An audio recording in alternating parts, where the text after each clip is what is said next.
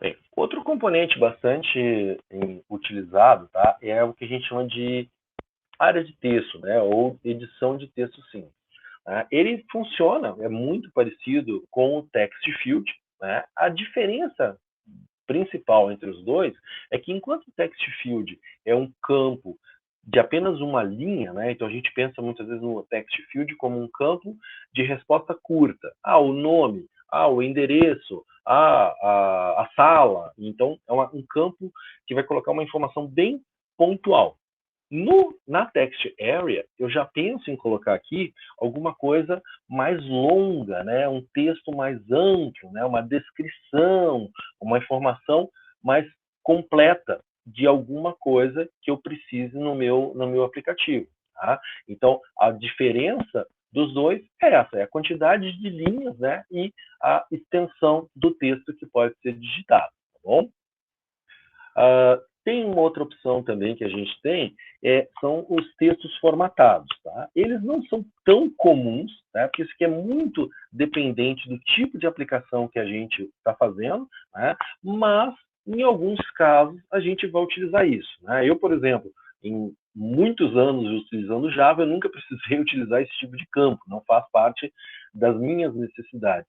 Mas muitas vezes algum usuário tem. Então, é os chamados editor pane e o text pane, né? Então ele permite fazer toda essa formatação específica aqui.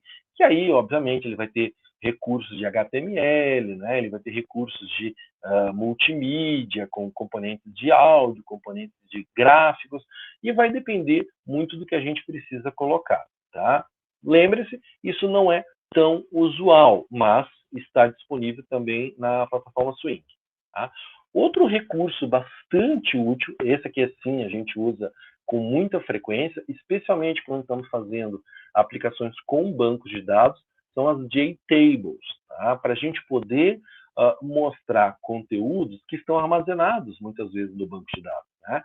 Então a gente vai ter esse conceito de ter registros por linhas, né? Então aqui, supondo uma lista de uma papelaria, né? Então a gente tem aqui vários itens, e em cada coluna, né, cada um dos campos desse banco de dados, né, qual é o produto, qual a quantidade, preço e custo.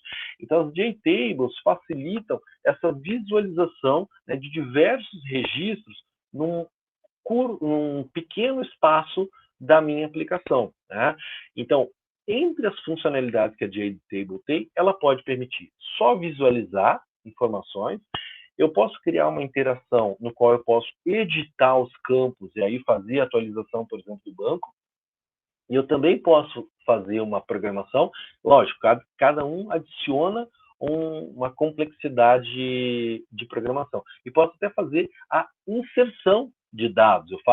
Crio aqui um campo na JTable, insiro mais uma linha e isso é automaticamente inserido no banco de dados conforme eu vou desenvolver essa programação. Então, a JTable é um dos recursos mais versáteis em termos de trabalho com o banco de dados. Por quê? Porque ele faz uma associação direta, né, de forma e função, que a gente já tinha falado, com a visualização de dados e o armazenamento de dados. Então, a gente, sempre que for trabalhar com conteúdos de bancos, né, de dados, a gente costuma tentar dar preferência ao uso da JTable, porque ela vai facilitar essa conexão do usuário entre forma e função.